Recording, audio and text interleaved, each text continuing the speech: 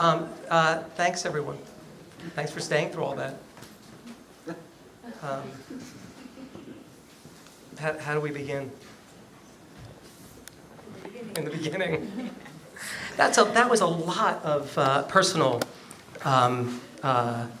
trauma for me to watch. I could use a whiskey. I mean, my initial reaction and my initial comment it's that everything looked like one film. Mm-hmm. From the 1986, where everybody who seems to be absent from Zoe Leonard's analog is walking on the street. The people missing from those photographs are walking on the street. But I felt one continuous film, even with our little part inserted in it. Oh, I agree. But also, I mean, that I'm at the extreme edge of that, like kind of stuck in one investigation. But I do want to say, just to first of all, the projection was so nice tonight. So thank you to everyone that worked on that. I've been showing 8mm for so many years. This is the first time I feel like 8mm was shown properly. I hope it wasn't too small or it looked good. I was watching it from the other side, so maybe I couldn't really tell. But I did want to say that that I almost really don't understand myself, where I fit in as a filmmaker, or how I'm a filmmaker, or why I'm a filmmaker. But when we all met, we did somehow, and my memory's foggy on this, I think we decided that every Friday night we'd watch films. Sunday. Every Sunday, right? You didn't have a child. That's right, there was no kid. And we were just gonna, and I think at the time, maybe we were all just trying to figure out the most basic level things. You know, why? How do you judge film? How do we, if we shoot something, how do we judge it? Is it good? Is it bad? Is it important? Are we on to something? Are we not? Are we lost?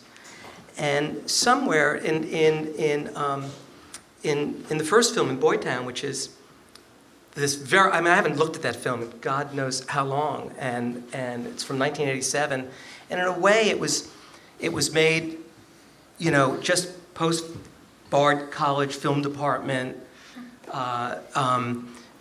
going through the motions of the other filmmakers that were my mentors there at the time, and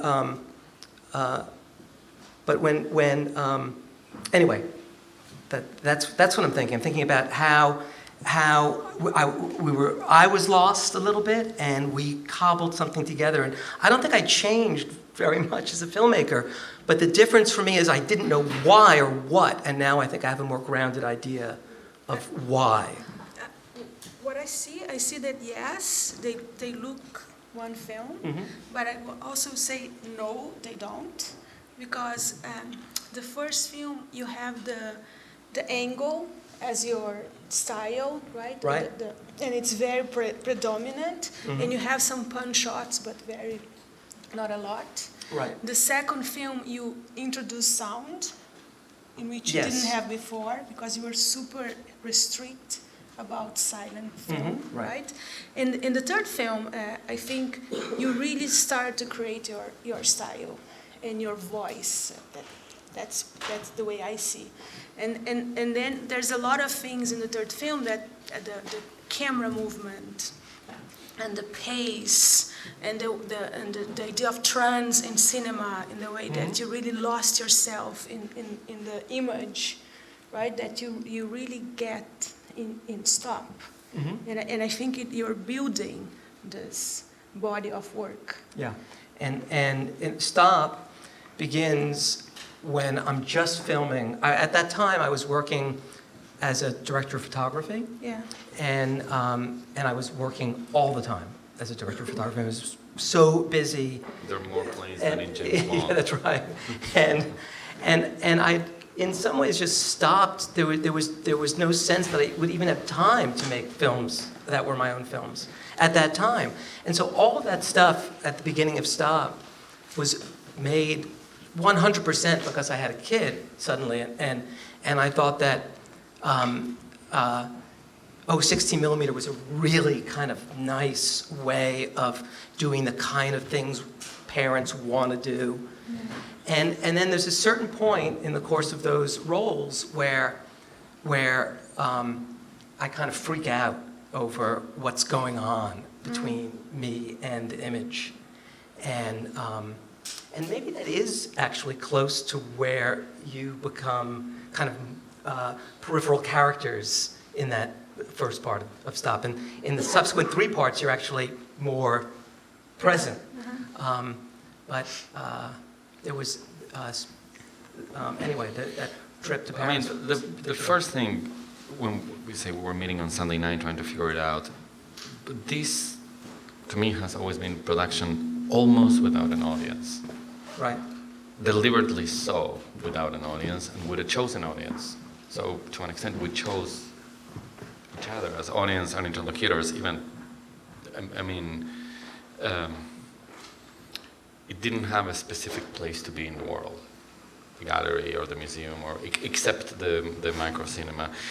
You mentioned the word trauma. I remember there's a very short shot of Jonas. Yeah. And that's in a Paris cafe. And I remember that very same night, I asked Jonas, what's your editing technique? How do you know when you're shooting a diary and then you cut the film, what is that you have to let go? Because all of Jonas's footage is incredible, and Jonas has been in the right place in the right time since the late 1940s. So what do you leave out? And says, oh, my editing system is to let the film sit for 20 or 25 years. And then I know. So I think one thing that has happened to you, and as she said, you find your personal style, is that time, history has edited the films. History, the last shot, the September 11th, history provides subject matter. You provide form. But I think the form becomes more, you start to really create a language, and the camera becomes really part of your body. And as you said, the briefing, right? The image as a briefing moment, and the physicality of the shot. And this is way more apparently in Stop, right? And you really understand your language and play with it. And you have like this parameters in the film, but also you have a lot of freedom. And it's a mix of these two things. And I talked to you yesterday about the way you include sound in Stop, that I think it's absolutely brilliant, because you have certain moments in the film in which the sound seems to match with the image, but in reality it never matches with the image because it's extremely constructed in a completely different time frame, right? And you invented the sound from scratch. Right.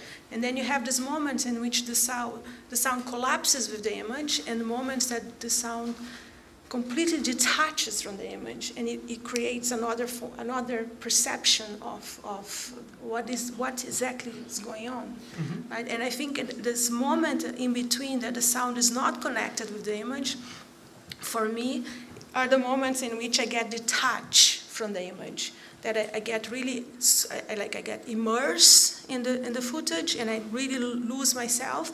And suddenly, when I see these disconnections, I get far away from the image immediately. And all the time, I have this movement of getting completely immersed and getting completely far away. Yeah. And I think this is fascinating. Yeah. Well, in a way, this is a film that I think had only been made by someone that was really radically against sound. And you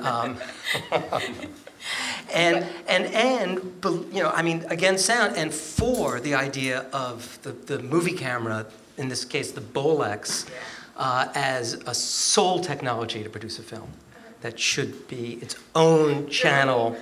Absolutely. But then very aware of the kind of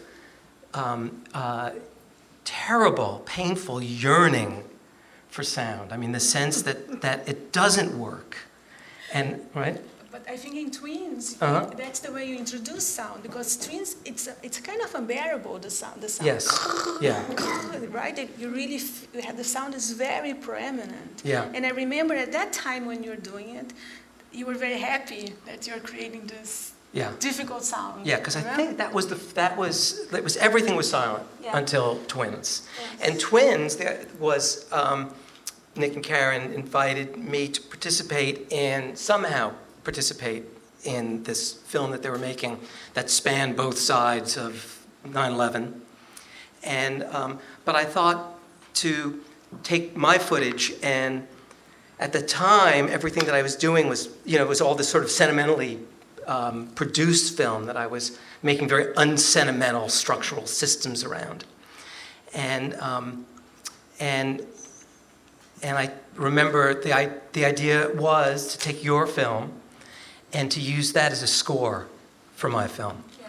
So my film actually matches shot for shot, frame for frame, the shot lengths in your film. Because there was this kind of personal, very personally felt musicality in the visual images that you were cutting. And this was something that I wasn't allowing myself at that time. And I thought, I can now kind of, in a way, construct a system, but also kind of project myself into the kind of editing musicality that you were working with in your first half of Twins. And then also simply then the idea that we'd have these matching films that would be somehow, in a sense, like the Twin Towers. They were these things that stood side by side in a strangely identical, uncomfortably identical way. And but it did. I did find that an amazing way to work with both of you, to collaborate. It was really a projection into what the way you were projecting yourself into the footage. And looking at it again now, it comes across very strongly to me. I mean, the question of sound again, I think your filmmaking asks from the viewer and from yourself some kind of contract with intimacy. Mm-hmm. That's the minute you start seeing it and you see a couple of shots, we are drawn into an intimacy, and that's what you're going to be presenting and asking from the viewer. Not only because there's always this transit between architecture and children, right? It's something very impersonal, cars passing by, architecture, and then it's mostly, or a lot of children from very early on, before even you have your own child. And what happens with sound is the moment where that contract is directed. Because with sound, the image becomes real, and as she said, possible or believable. It appears to be true. And incredibly, in our film, and at the time we were collaborating with this Brazilian artist and musician, and initially our film was a film that was going to be about these bridges connecting buildings. And we have this footage of the connection between World Trade Center 5 and 1 and 2, that anamorphic, and then the other footage is from what later will become the High Line. It's in Chelsea before Chelsea became Chelsea. Mm-hmm. And then 9/11 happens. But for us, sound is, again, not the place of intimacy, but the place of ideology. It's actually the abstract sound of the music is Bush. The voice we hear is Bush's. George, the first voice that articulates sentences and words, it's W's. The terrifying, today is terrifying, looking back, and back then.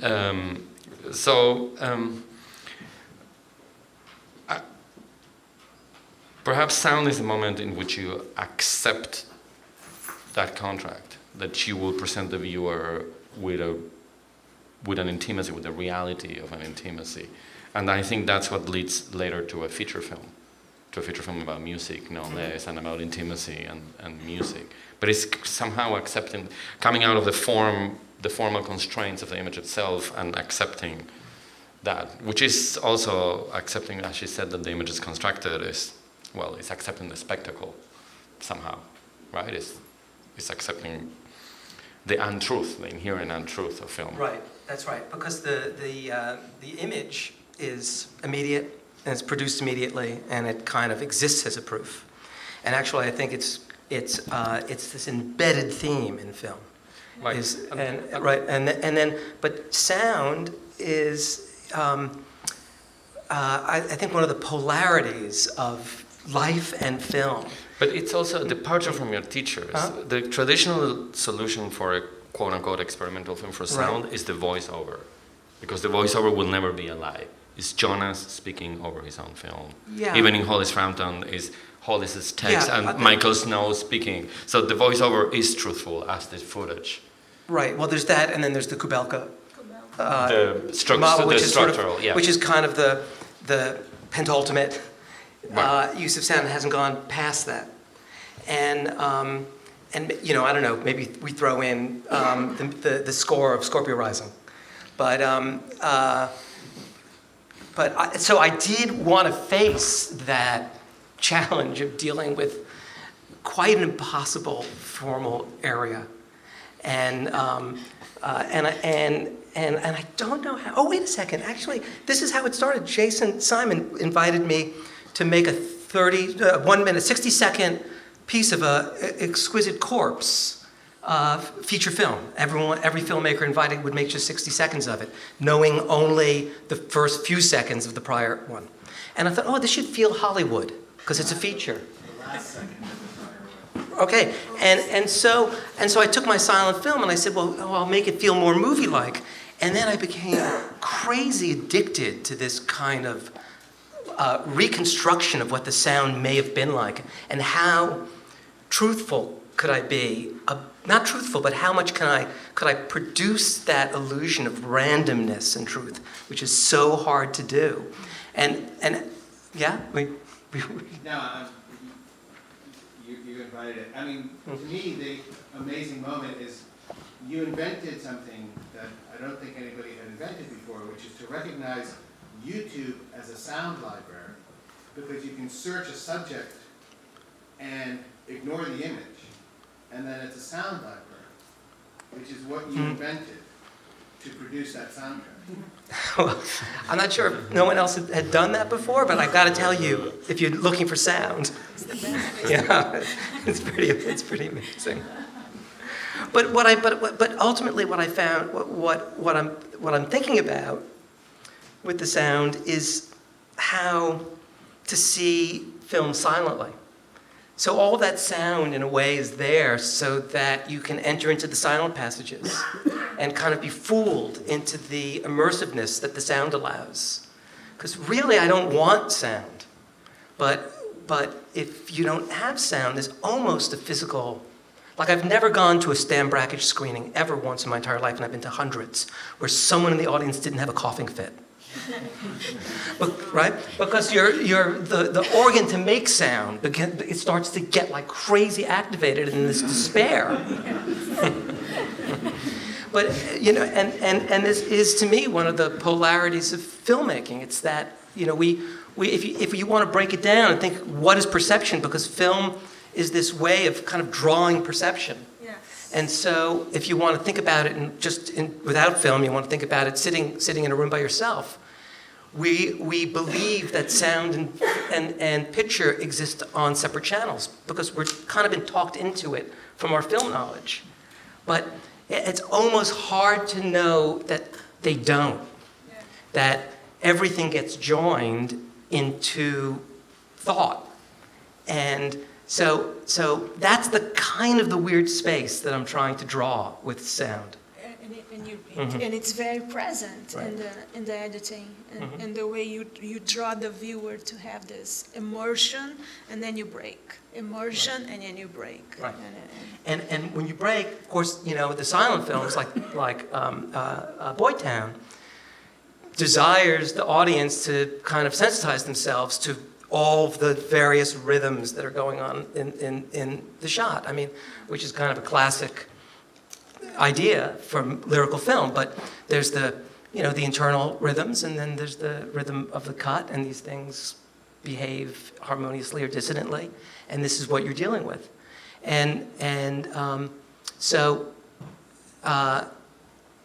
But I got sucked into this strange virtual reality of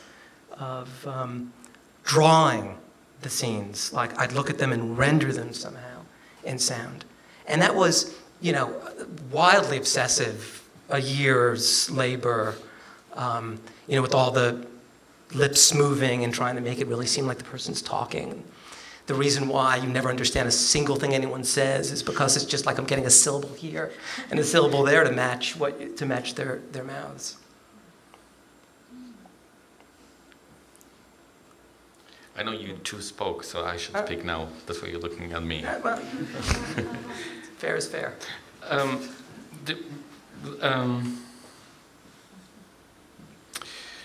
The other thing is with Stop Part 1, is, again, you do understand full sentences when you see the television footage of 9/11. Yeah. Oh, yeah. Those are full sentences. Those are not... I also, this was a complete coincidence, really. I mean, this film, Stop, the full stop, is distilled down from 200 hours of film. And my idea for it was to abandon systems and kind of go back to what I was doing with 8mm. I was going to look at my film, and if I liked it, it'd be in. If I didn't like it, it'd be out. And I'll just keep working like that. That's a system. That's a system. The system. Yeah. But that tried to be the only system. Other little systems kept like I couldn't shake them. But as it got down to like exactly 2 hours, almost to the second. And that image of 9/11 just happened to be at that exact 30-minute mark. But in reality, it's more of a question, which is the formalistic, diaristic tradition you seem to uphold and to have learned at Bard, and has at its core not to tell a story. Has at its core an anti-narrative ideology, in the sense that a narrative doesn't have a beginning, a middle, and an end, a protagonist you identify with, i.e. a constructed narrative that will manipulate somehow the feelings of the spectator in one direction or another direction. And what to me happens incredibly in your films is like, well, okay, there's a shot and another shot, and they don't have a consecutive order. We change countries, people appear and disappear, some people is recurrent, some people is not recurrent, themes weave in and out. And the more stuff you add, the more a narrative gets constructed. The more it actually does become a narrative film that tells a story. This person is growing up in this culture, in this country, these are the events happening, this is how technology is unfolding, this is how the political landscape is unfolding. Right. It does tell a story of a period which ends with a catastrophic and disastrous event, September 11th. Right. It is a narrative film with a beginning, a middle, and an end. Of course. And I mean, to me, it's extremely important to offer this alternative idea of narrative and this alternative idea of story. Because story is, one of the things that I learned from doing it is the absolute artificial nature of story.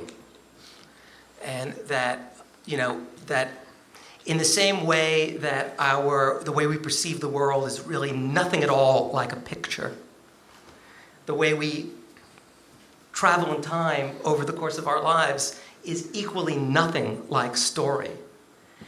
Because we're constantly in these hubs that are branching out into other associations.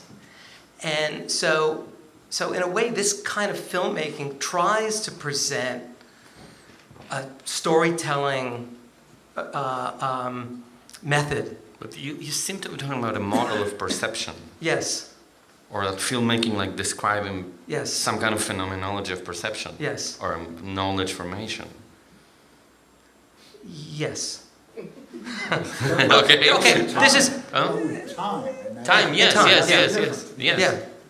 the great philosophical revolution of the 20th century is the introduction of time. Yes, yes. Yeah, and strangely, I mean, I also think it's embedded. I forewarn you, we're heading into very murky territory. Yeah. No, but this We're is talking about the greatest philosophical traditions and the introduction of time in 20th century philosophical tradition. Beware. But these things, this is embedded in all film. There's certain stories that are embedded in film because of what film does. And if But you, my conception is that history sets your time in the end of the day. History, actual history. in this case, yeah. Yes. In this particular case, it does.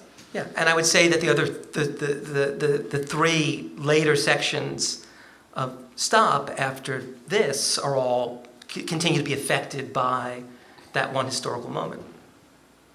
And yeah, and it actually ends on another historical moment, but doesn't really get to another one until the very end. So when it's playing at a theater near you, please check it out.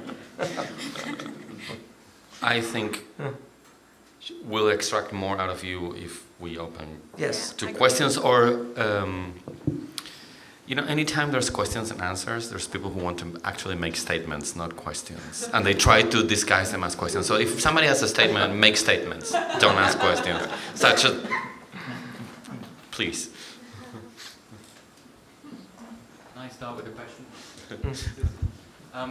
I just wanted to pick you up, Nick. Earlier on, you were talking about this activist mode or passivist mode in relation to film. So can you, just in terms of how you were talking about Jeff and Karin as well?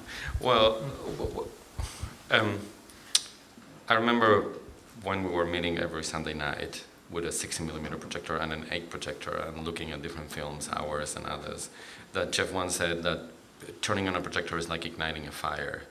And the activity of filmmaking and the activity of filmmaking without a defined audience is fundamentally an activist thing. You have to be active in the field, and it implies free labor and activism. And I wanted to point out that, and it was a joke, I said I'm a pacifist because I spend more time in hard chairs looking at film. I have never been an activist, but both Karin and Jeff, Karin has been very active in film restoration, and she has rescued the lost estate of a major American experimental woman filmmaker, Storm the Hirsch, and then fundraised the money to restore it all.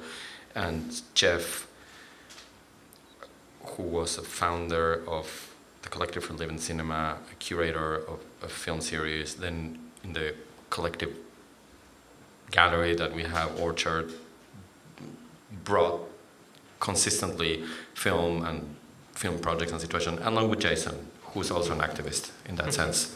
He's also an activist in that sense, and now is at the board of Line Industries. To make this happen is essentially an act of activism. So that's a dimension they have. That's what I was telling you. But that's a statement, not a question. It's a fact too. It's a factual statement. Obvious questions are good. Obvious question. Okay.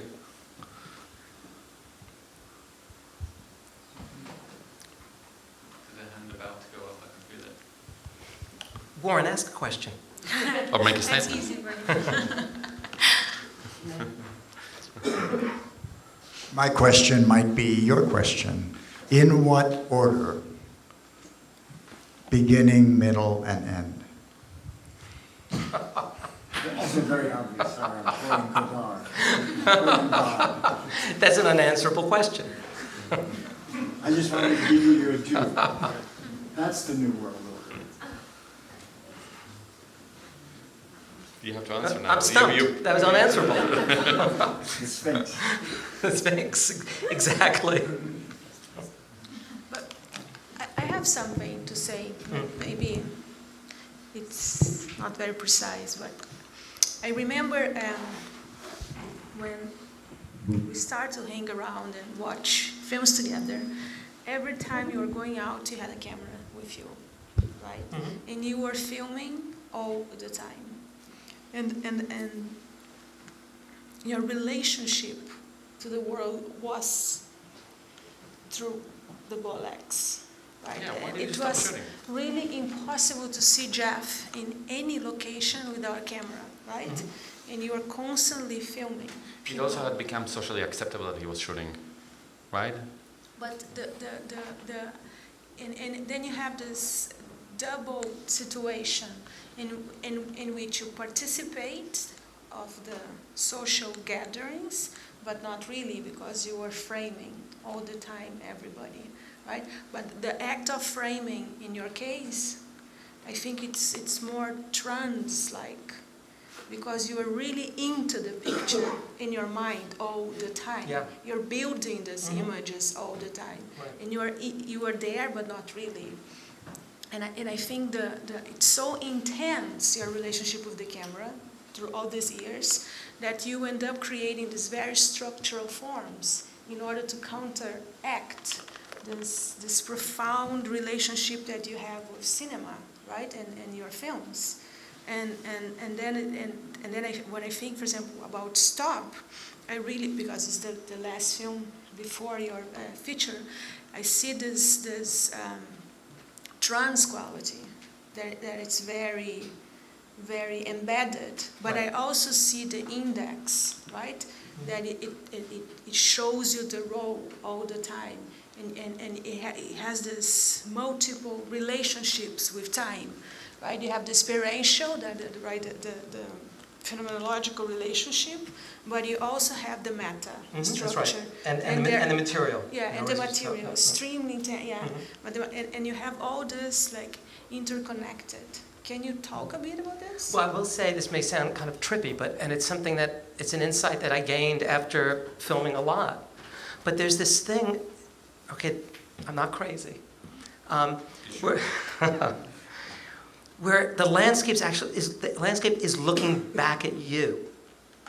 That in the system of perspective, the vanishing point on the horizon is doing exactly what your eye is doing back to your eye. And when you have your eye in the viewfinder, you're in this little loop with the landscape where you've projected yourself into it and have kind of become the vanishing point, returning.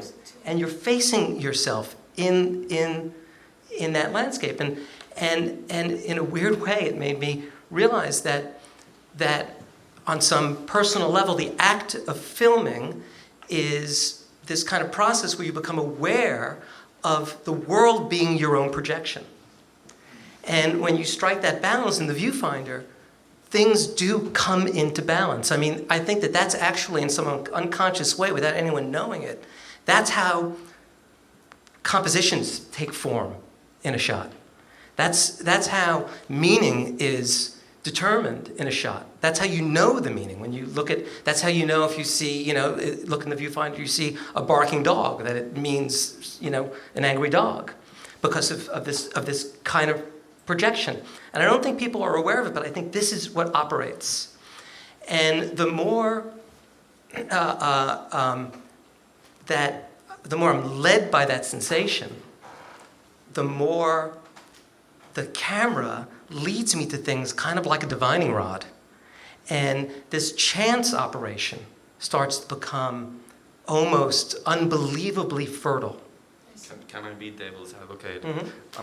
Immediately, you seem to be channeling this full on, the Storm the Hirsch trance divination. Storm was one of my teachers. The Storm the Hirsch trance divination idea, but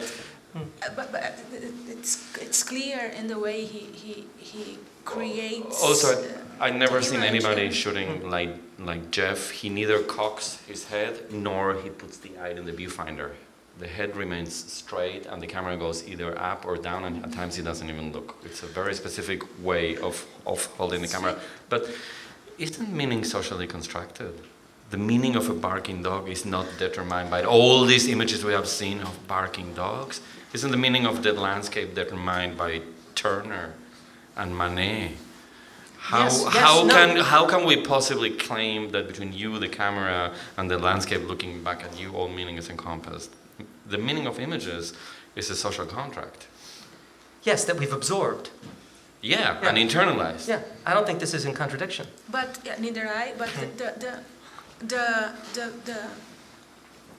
what I think the break of the sound and the image that you create, destabilize this fixed relationship that we have with meaning. And it's absolutely not the same, because it has a space in which the meaning is not fixed. Because what you are seeing and you are watching, it doesn't really relate. Yeah, he messes up with that contract. And it's He messes with the contract, and yes. it's very subtle, because you can see, for example, you see the trucks, it's never the same sound. It's Yeah. always a different soundtrack. Yeah, it's true. And the water is always a different sound. It's like it's very rich. Yeah. As Simon said, it's super rich, the amount of nuances and the sound and the break of the fixed sign. Yeah. It's there all the time. I- And then I would say it's not necessarily fixed. But I wanted to say regarding meaning that, it's very important to me that the images appear to not have meaning. Yeah. That's very important. You That they're- try really yeah. hard, but then That that they the have- planes hit the Yeah, building. but the plane hits the building, and then suddenly there is 1,000 car crashes. Well, but So, yeah. the interesting thing, I will be quiet later, but the interesting thing is like that image makes you to bring sound to your work, because it That's was right. a Totally right. really traumatic experience for everybody who was living in New York at that time, nearby the Twin Towers. And if you see our film, we couldn't film any image of the situation. We could only film through the television. Yeah, it's a shot of the television set Yeah, of the because- rescuers on the Because run. we are completely shocked, and it was very We don't show difficult. the impact. We couldn't do We it, don't and show we had all the cameras. We were very close to the Twin Towers, and we couldn't do it at all. We were filming there 3 days before the collapse of the Twin Towers, and during the entire situation, we didn't film. And you told us that it was very difficult for you to film. I couldn't, that shot at the end, I literally couldn't hold the camera. I mean, I could barely stand. It was, anyway. Yeah. Back to what you were talking about before, where actually tying together a few things. The idea of these filmmakers being activists is one idea. Connecting that with the amount you're filming, I would say not that these things are quantifiable, but I would propose that it's possible that all of the filming you're doing is actually more of a social action than the later construction and editing and public presentation of these films. You in public with your camera observing, like you're saying, affecting the landscape by observing, which is very much a scientific discussion right now, Right. Especially in quantum physics. I would say that it's very likely that all of the filming you're doing, all of the witnessing you're doing, and its effects on the environment may actually be more of an action than this night and any future screening of these films. And I think it's something that shouldn't, I'm bringing it up because I'm saying I think it's something that shouldn't be overlooked in its importance as your contribution. Good point. That's that's Very good point. a great observation. Well, it did happen during all these years, and you still didn't answer why did you stop shooting. That all the people that appear in the film, and if you see there's alternation of known characters that we can recognize, Dan Graham and Jonas Mikas, and later in Stop, more and more and more and more. It had become, because Jeff was such a fixture with the camera, it had become totally acceptable that you were talking to him and he will start shooting.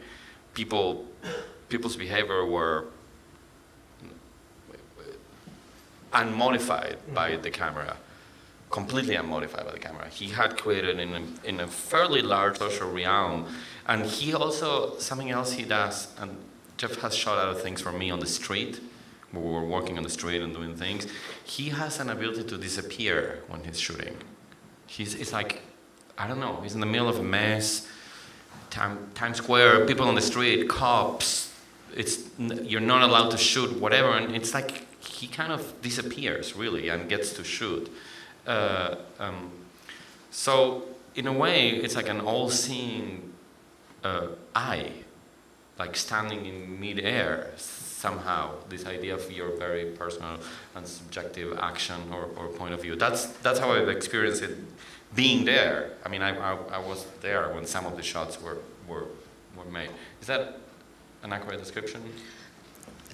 What I always thought is that a complete integration between the camera and the body. And the body, yes. Completely integration. But people accepted it. Yeah, well, They because it was asked. completely integrated. It's not. yeah, It didn't really that's call attention because it's part of his body. The Why camera. did you stop shooting? Well, You too. some practical reasons. No. Other things, my system was affected. You know, we filmmakers are stuck. We're kind of on this commercial product, you know, that exists not because people want to be filmmakers. It exists out of a market, and the market has effect on the material of film, the technology of film. And there was a bit of a shake-up crisis in certain things that went down regarding that. Also, Stop is the film about having not to stop filming, but having to have an end bracket to this particular strand of film, this thing that got to 2,500 rolls of film, and it needed an end bracket.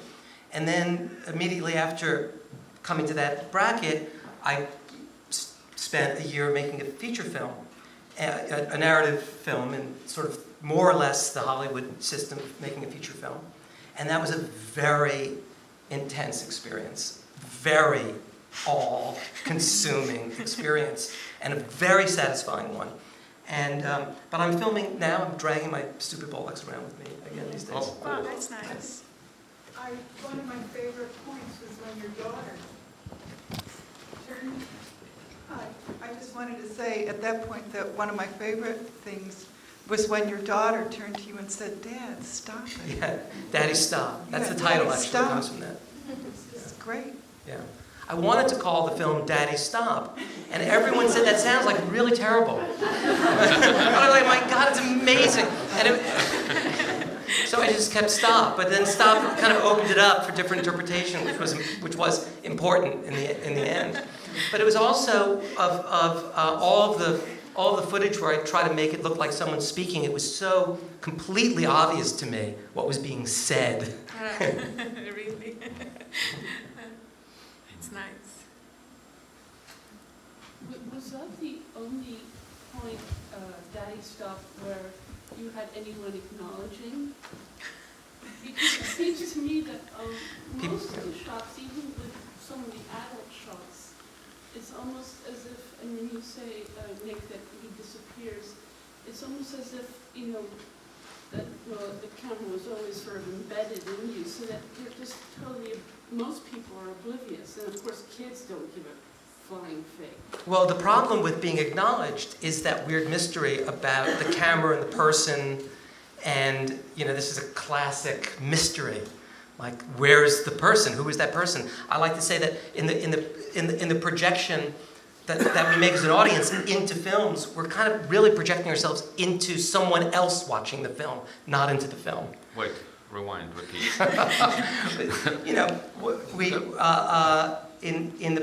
As we project ourselves into film, one of the When we are shooting. No, when we're watching as an audience. When we're watching a film, okay. One of the types of projections that I think is one of the most common one is you're projecting into the person that's watching the film. It's not you watching the film. It's someone else that's in the position of the camera that's watching the film, and you're projecting yourself into that person. And this is such a funny, intangible constant in film. So when the direct address happens, it's very shattering, and in different ways. But it does happen quite often in this film, in those sorts of close-ups. There are all these faces, these close-up faces, just sort of blankly staring, that come from, it's just something that I'm doing while I'm working, while I'm doing casting sessions with people. I'll film that way because I'll know something about them if I shoot them that way.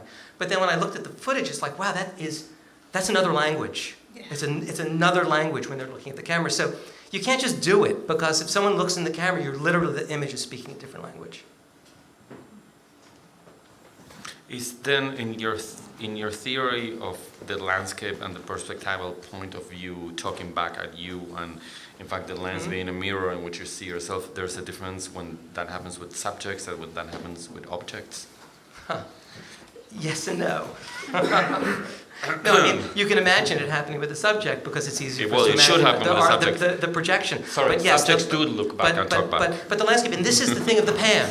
This is the whole strange mystery of panning the camera. Because when you're looking at a landscape, for instance, and it's a static camera, you kind of accept the solid ground. And when the camera's moving, it's like, what the hell is that? And it gets so complicated if you start to try to figure out what's happening, what's moving, what is the abstraction of that, what's going on. Anyway, maybe we should take this to the bar. Okay.